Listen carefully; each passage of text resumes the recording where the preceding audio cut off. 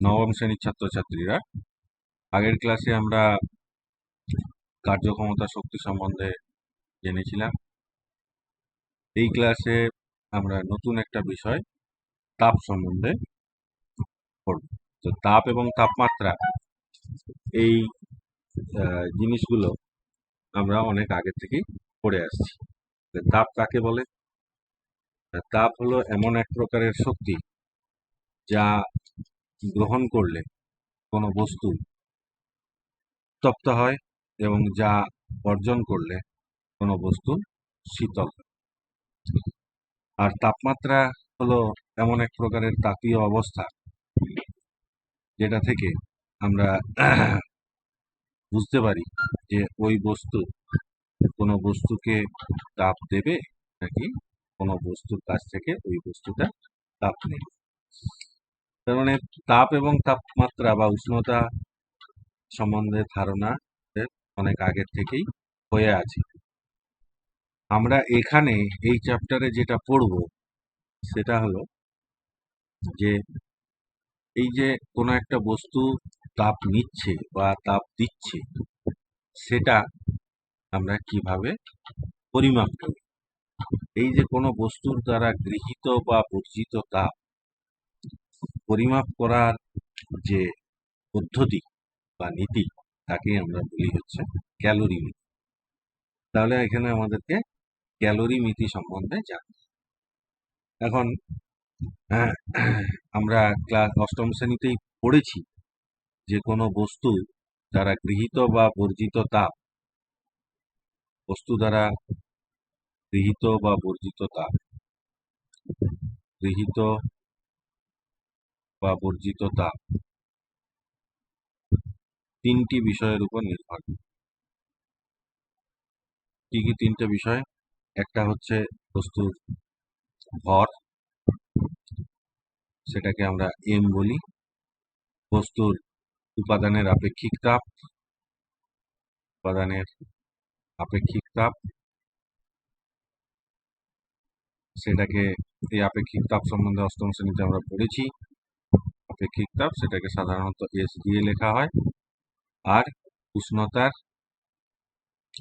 হ্রাস বা বৃদ্ধি, উষ্ণতার এখানে গৃহীত তাপ যখন হবে উষ্ণতা বৃদ্ধি হবে, তাপ যখন গ্রহণ তাহলে উষ্ণতার বৃদ্ধি বা হ্রাস, বৃদ্ধি বা হ্রাস, এই তিনটে বিষয়ের উপর নির্ভর করে। এটাকে ছোট হাতে টি দিয়ে লিখলাম। আর গৃহীত বা বর্জিত তাপকে যদি কিউ লিখি তাহলে কিউ ইজিক্যালস টু হয় হচ্ছে এম এস টি। এটা আমরা অনেক আগের থেকে পড়েছি। এখন বস্তুর আপেক্ষিক তাপ কাকে বলে একবার জেনে নেওয়া যাক তাহলে। না, বস্তুর আপেক্ষিক তাপ বলতে বোঝায় যে কোনো একটা বস্তুর একক ভরের উষ্ণতা 1 ডিগ্রি বৃদ্ধি করতে যে পরিমাণ তাপ লাগে সেটাকে ওই বস্তুর আপেক্ষিক তাপ।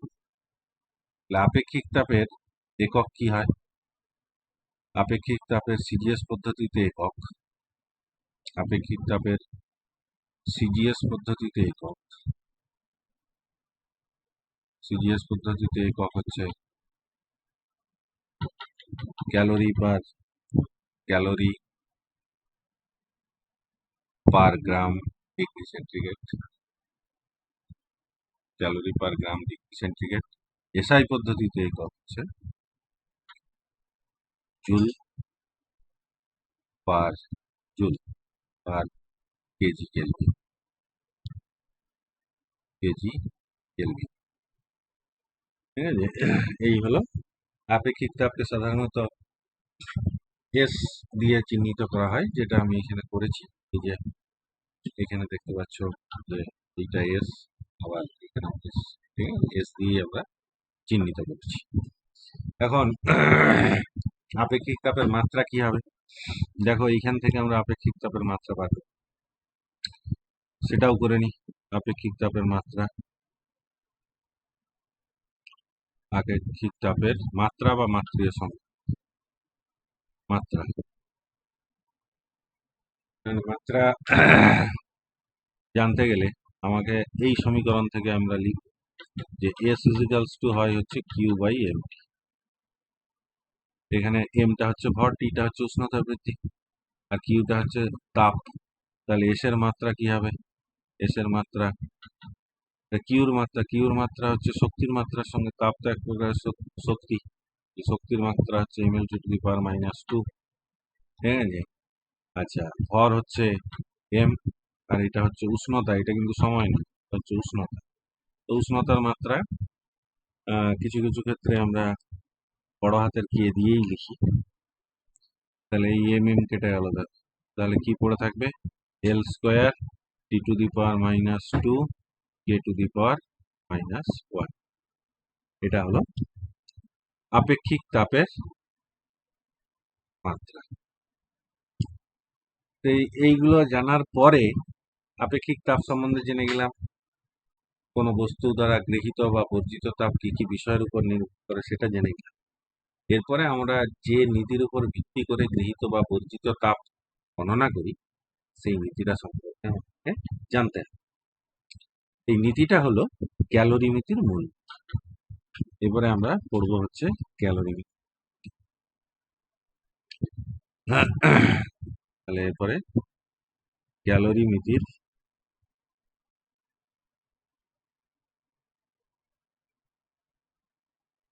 মূলনীতি।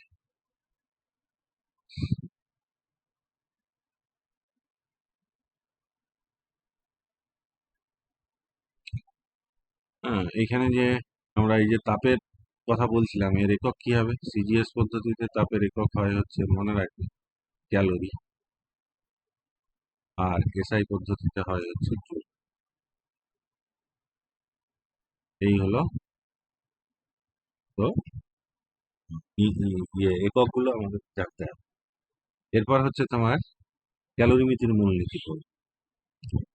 এইবারে হচ্ছে যে দুটো বস্তু, ভিন্ন উষ্ণতার দুটো বস্তু, অর্থাৎ একটা হচ্ছে উষ্ণ বস্তু আর একটা শীতল বস্তু। ধরো এইটা একটা উষ্ণ বস্তু আর এইটা হলো একটা শীতল বস্তু। এদেরকে পরস্পর তাপীয় সংস্পর্শে রেখে দিতে হবে। এটা কি উষ্ণ বস্তু, উষ্ণ মানে গরম, এটা হচ্ছে শীতল, তার মানে এর উষ্ণতা কি হবে? এর উষ্ণতা বেশি, ঠিক আছে। ধরো এর উষ্ণতা হচ্ছে, ধরে নাও যে এর উষ্ণতা হচ্ছে T1,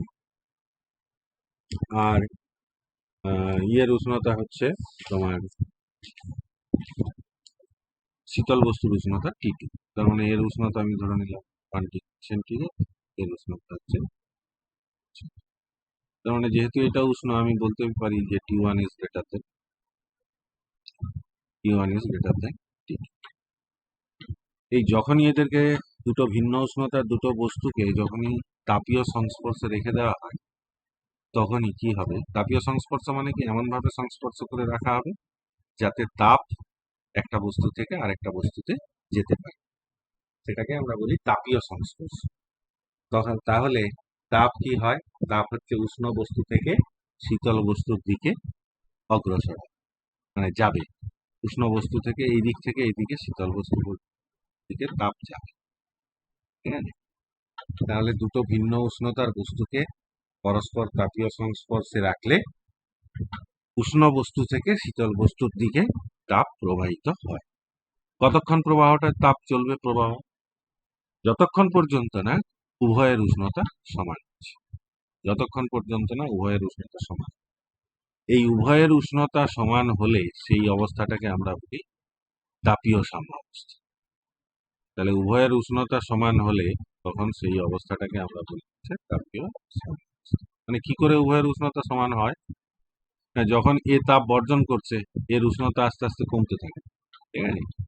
এই T1 উষ্ণতাটা আস্তে আস্তে কমতে থাকবে, আর এর উষ্ণতা, এ তো তাপ গ্রহণ করছে, তাহলে এর উষ্ণতা আস্তে আস্তে বাড়তে থাকবে।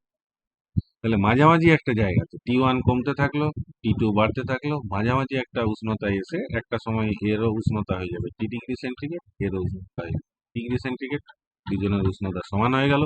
তার মানে এই অবস্থাটাকে আমরা বলছি তাপীয় সাম্যাবস্থা। যখন দুজনেরই অবস্থা হয়ে গেল, দুজনেরই উষ্ণতা হয়ে গেল T, এইটাকে আমরা বলি হচ্ছে তাপীয় সাম্যাবস্থা। এই তাপীয় সাম্যাবস্থায় পৌঁছে গেলে আর কোনো তাপের প্রবাহ হবে না। মানে আগে যে উষ্ণ বস্তু থেকে শীতল বস্তুর দিকে তাপ প্রবাহিত হচ্ছিল, সেই তাপের প্রবাহ বন্ধ হয়ে যাবে। তো আমরা যদি ধরে নিই যে এই তাপ গ্রহণ বা বর্জন করার সময় কোনো তাপ নষ্ট হচ্ছে না, নষ্ট হওয়া মানে বিভিন্ন কারণে নষ্ট হতে পারে। কিছু তাপ ধরো বাইরে যে পারিপার্শ্বিক আছে সেই পারিপার্শ্বিকে বিকিরিত হয়ে গেল। সেই ধরনের নষ্ট যদি না হয়, তাহলে আমরা বলতে পারি যে উষ্ণ বস্তু কর্তৃক বর্জিত তাপ। উষ্ণ বস্তু কি করে? তাপ বর্জন করছে। তাহলে উষ্ণ বস্তু দ্বারা বর্জিত তাপ,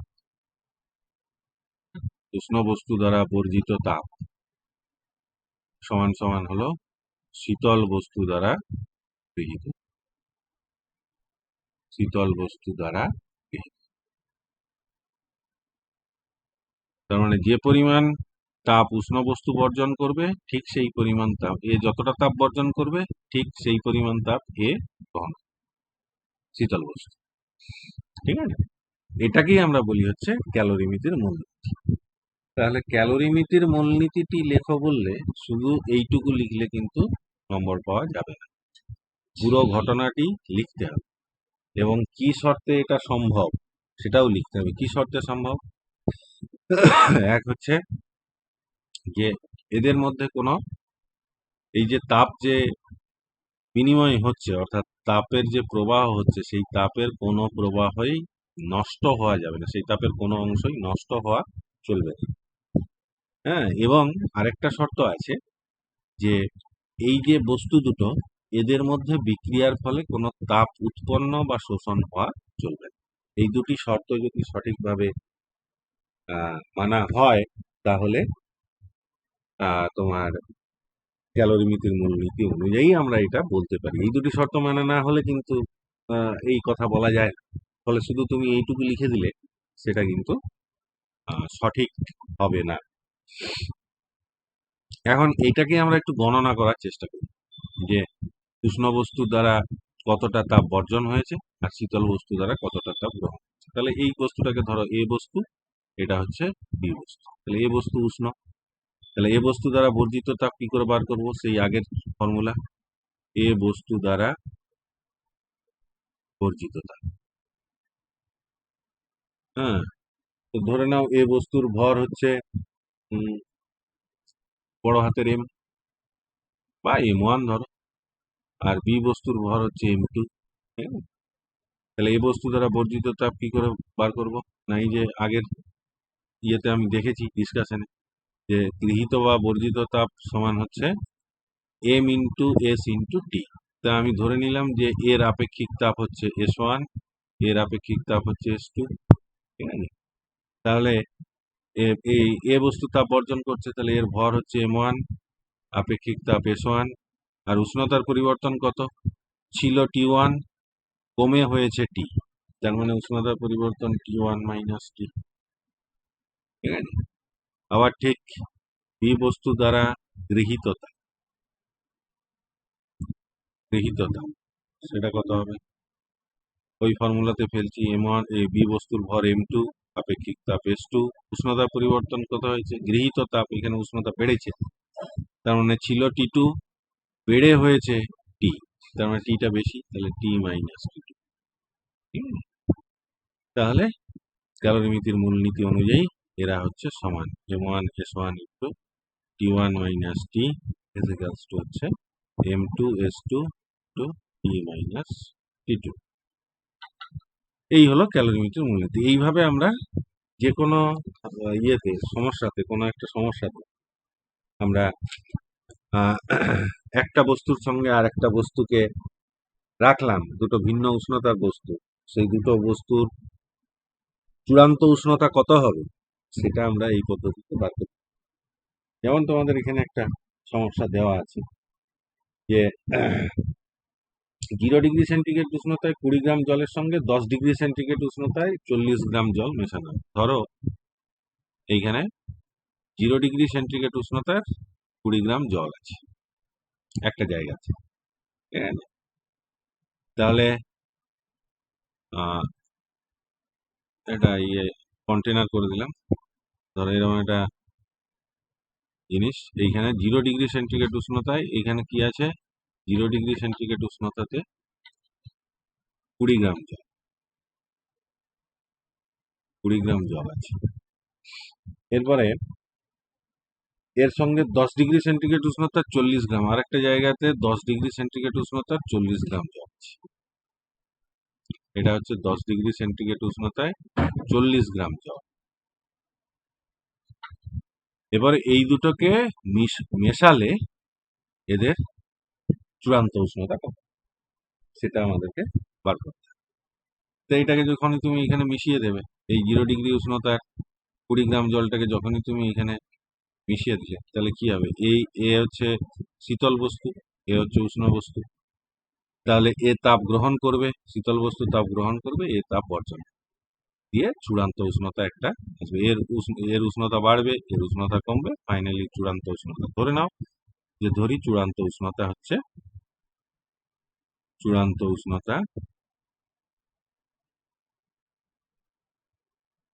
সমান টি। তাহলে এখন টি এ দ্বারা এই 40 গ্রাম জল দ্বারা 40 গ্রাম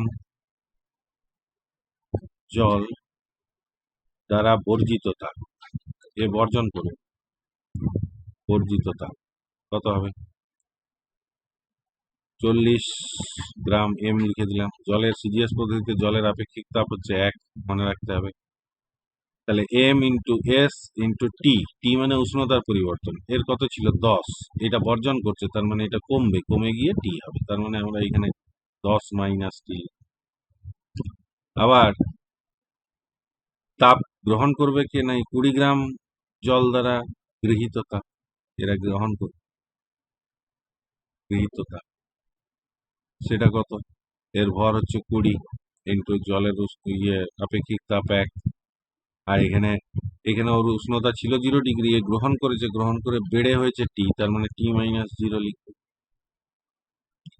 এবারে এই দুটো সমান ক্যালোরিমিতির মূলনীতি অনুযায়ী আমরা এই দুটোকে সমান করে দেবো। তাহলে 40 into 10 minus T equals to হচ্ছে 20 ইন্টু টি মাইনাস 0। এই ওয়ানগুলো তো আর কোনো কাজ করবে না, সেই জন্য ওগুলো লিখলাম না। তাহলে দেখো এইটা কেটে গিয়ে প্রথমেই 2 হয়ে গেল, তাহলে এখানে 20 মাইনাস 2t ইজিক্যালস টু হচ্ছে টি, আর 3t, এটাকে এদিকে নিয়ে গেলাম, তাহলে 3t ইজিক্যালস টু 20, আর t ইজিক্যালস টু হবে 20/3, এটা ডিগ্রি সেন্টিগ্রেড, তাহলে এটাও হবে ডিগ্রি সেন্টিগ্রেড, 20/3 ডিগ্রি সেন্টিগ্রেড। এটাকে ভাগ করলে 6.67 হবে। তাহলে এইভাবে আমরা কোনো দুটো ভিন্ন উষ্ণতার বস্তুকে মেশালে তার চূড়ান্ত উষ্ণতা কত হবে সেটা আমরা নির্ণয় করি। আচ্ছা, এরপরে আমরা আরেকটি নতুন বিষয় পড়ব, যে কার্য এবং তাপের তুল্যতা। ঠিক আছে, দেখা যায় বিভিন্নভাবে আমরা কার্যক্ষেত্রে দেখতে পাই যে কার্যকে সম্পূর্ণরূপে তাপে রূপান্তরিত করা সম্ভব, আবার তাপকে কাজে রূপান্তরিত করা সম্ভব।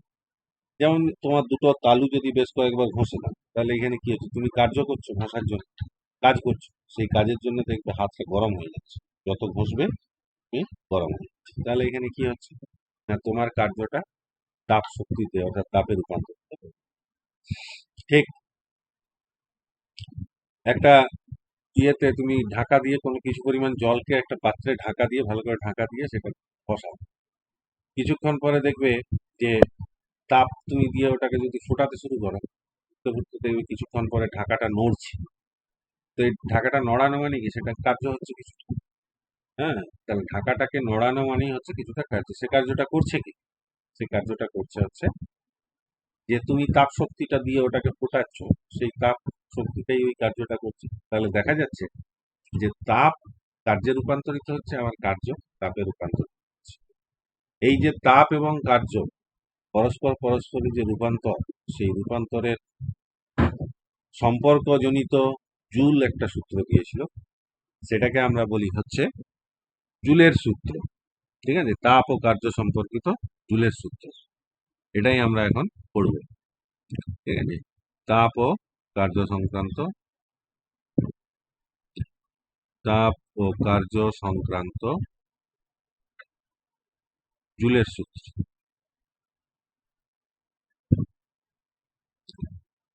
জুলের সূত্র কি বলল? যদি কিছু পরিমাণ কার্য করার ফলে তাপ উৎপন্ন হয়, অর্থাৎ অথবা তাপকে কার্যে রূপান্তরিত করা হয় সম্পূর্ণরূপে, তাহলে কৃতকার্য এবং তাপ হলো পরস্পরের সমান। অর্থাৎ ডাব্লিউ পরিমাণ কার্যকে যদি তাপে রূপান্তরিত করা হয়, ডাব্লিউ পরিমাণ কার্যকে যদি কিউ তাপে রূপান্তরিত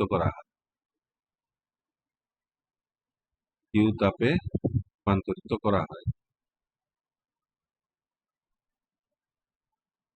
তাহলে আমরা বলতে পারি যে W is proportional to Q. অর্থাৎ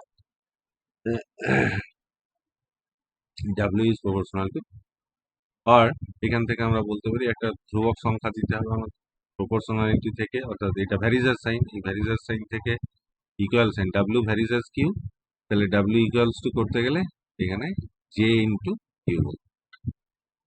এই জেটাকে বলা হয় তাপের যান্ত্রিক তুল্যাঙ্ক বা জুল তুল্যাঙ্ক। জেকে কি বলা হয়?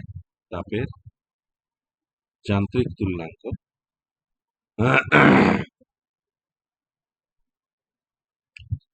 তাপের যান্ত্রিক তুল্যাঙ্ক বা জুল তুল্যাঙ্ক।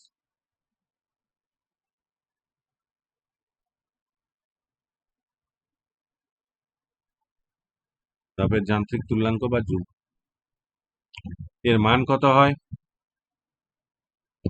এর মান হচ্ছে সিজিএস পদ্ধতিতে এর মান হচ্ছে 4.2 জুল পার ক্যালোরি, সিজিএস পদ্ধতি। অথবা বলতে পারো যে 4.2 ইন্টু 10⁷ আর্ক পার ক্যালোরি, মানে জুলটাকে আর্ক করে নিলাম। 1 জুল সমান 10⁷ আর্ক, এটা আগেই আমরা শিখেছি আগের চ্যাপ্টারে। তাহলে আর্ক পার ক্যালোরি। আর এসআই পদ্ধতিতে এর মান হচ্ছে 1, এটা হচ্ছে সিজিএস পদ্ধতি, মনে রাখবে এটা হলো সিজিএস পদ্ধতি। আর এসআই পদ্ধতিতে এর মান হচ্ছে 1, কোনো একক নেই, ঠিক আছে? এসআই পদ্ধতিতে এর মান হলো 1, কোনো একক নেই, একক দেওয়া যাবে না কিচ্ছু, ঠিক আছে? আচ্ছা, এখন এই তাপের যান্ত্রিক তুল্যাঙ্কের সংজ্ঞা আমরা কি বলতে পারি এখান থেকে দেখো। হ্যাঁ, তাপের যান্ত্রিক তুল্যাঙ্কের সংজ্ঞা, তাপের যান্ত্রিক তুল্যাঙ্কের সংজ্ঞা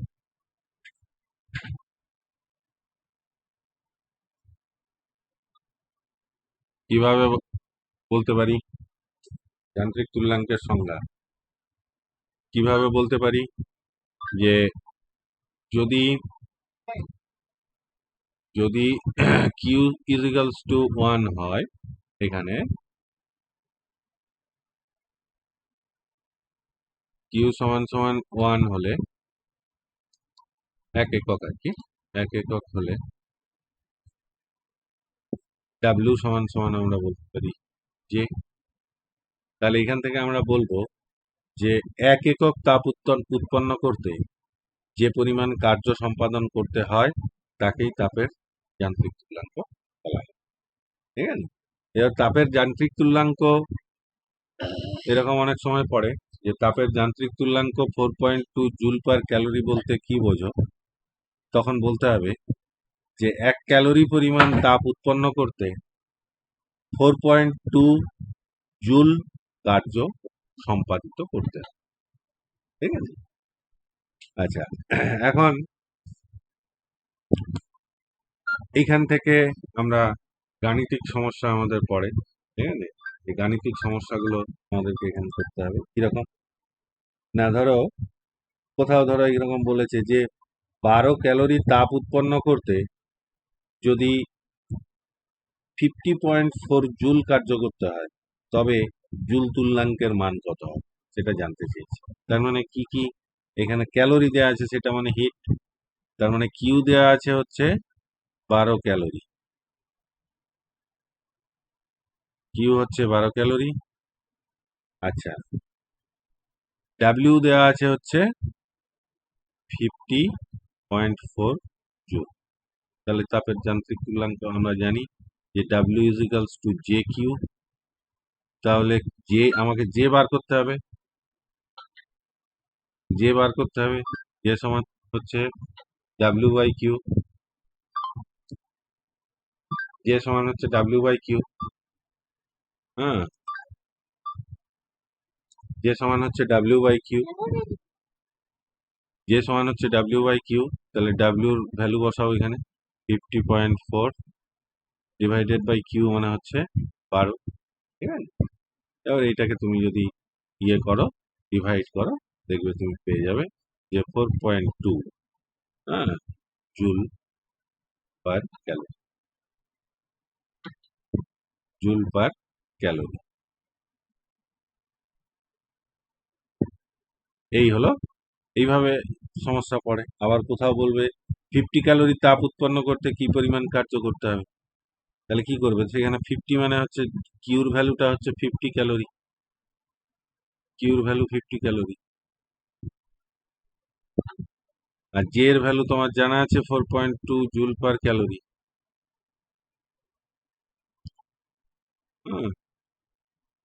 তাহলে ডাব্লিউ ইজিক্যালস টু কত হবে, না এখান থেকে আমরা বার করে নিতে পারি।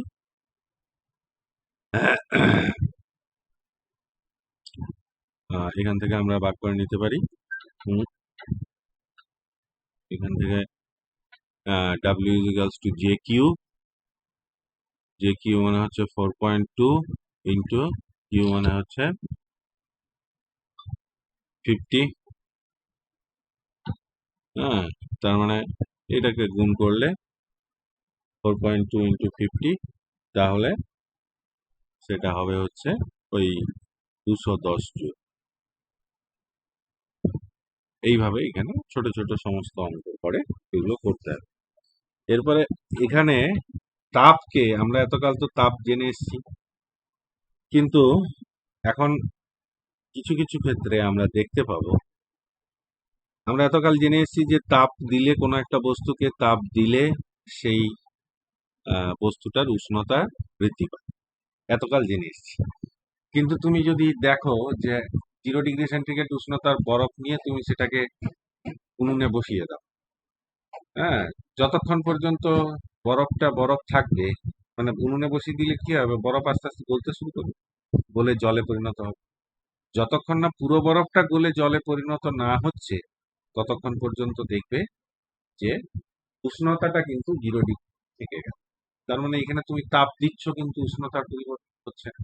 তাহলে এখানে কি হচ্ছে, এখানে অবস্থার পরিবর্তন হচ্ছে। এবং যখন অবস্থার পরিবর্তন হয়, তাপ তখন অবস্থার পরিবর্তন যখন ঘটায় তখন উষ্ণতার পরিবর্তন ঘটায় না, একটা নির্দিষ্ট উষ্ণতাতেই বস্তুটা থেকে যায়।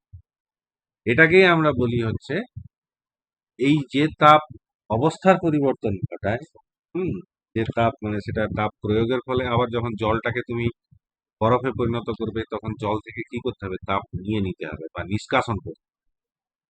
তাহলে এই যে তাপ প্রয়োগ বা তাপ নিষ্কাশনের ফলে পদার্থের এক অবস্থা থেকে অন্য অবস্থায় রূপান্তরিত হওয়ার যে ঘটনা, সেটাকে আমরা বলি অবস্থার পরিবর্তন। আর এই অবস্থার পরিবর্তনের সময়ে কি হয়, উষ্ণতার পরিবর্তন হয় না, শুধুমাত্র অবস্থার পরিবর্তন হয় তাপ প্রয়োগ বা নিষ্কাশনের ফলে।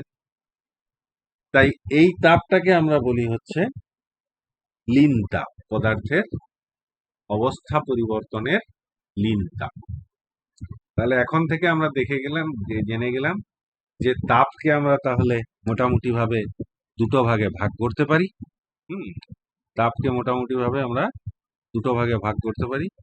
যে তাপটা উষ্ণতার পরিবর্তন ঘটায় সেইটাকে আমরা বলি হচ্ছে বোধগম্য তাপ, মানে যেটা দেখতে পাচ্ছ, হ্যাঁ, বোধগম্য তাপ। আর আরেকটা তাপ আছে যেটা উষ্ণতার পরিবর্তন ঘটায় না, অবস্থার পরিবর্তন ঘটায়, সেটাকে আমরা বলি হচ্ছে লীন তাপ। তাহলে এই বোধগম্য তাপ নিয়ে আমরা এতকাল পড়ে এসেছি যে এই বোধগম্য তাপ করলে কি বলে তোমার গ্রহণ করলে কোনো একটা বস্তুর উষ্ণতা বাড়ে এবং বর্জন করলে কোনো একটা বস্তুর উষ্ণতা কম। আর লীন তাপের ক্ষেত্রে কি না, লীন তাপ গ্রহণ করলে বস্তু এক অবস্থা থেকে অন্য অবস্থা, যেমন কঠিন থেকে তরল হতে গেলে লীন তাপ গ্রহণ করতে হবে, তরল থেকে গ্যাসীয় হতে গেলেও লীন তাপ গ্রহণ করতে হবে। আবার ঠিক উল্টোটা যখন হয়, তাহলে অবস্থার পরিবর্তন, উল্টো অবস্থার পরিবর্তন মানে গ্যাসীয় থেকে যখন তরল হবে লীন তাপ তখন বর্জন করতে হবে, আবার তরল থেকে যখন কঠিন হবে তখন লীন তাপ বর্জন করতে হবে। তাহলে এই দুই প্রকারের তাপ আছে, এইটুকু আমরা জানলাম। আজকে এইটুকুই আমরা পড়বো। পরের দিন আমরা এই অবস্থার পরিবর্তন এবং অবস্থার পরিবর্তন সংক্রান্ত লীন তাপ নিয়ে আলোচনা। হ্যাঁ, এই আজকে আমাদের এই তাপ সম্বন্ধে, ক্যালোরিমিতি সম্বন্ধে এইটুকুই জানা। হ্যাঁ, বাকিটা আমরা পরের দিন পড়ে নেব।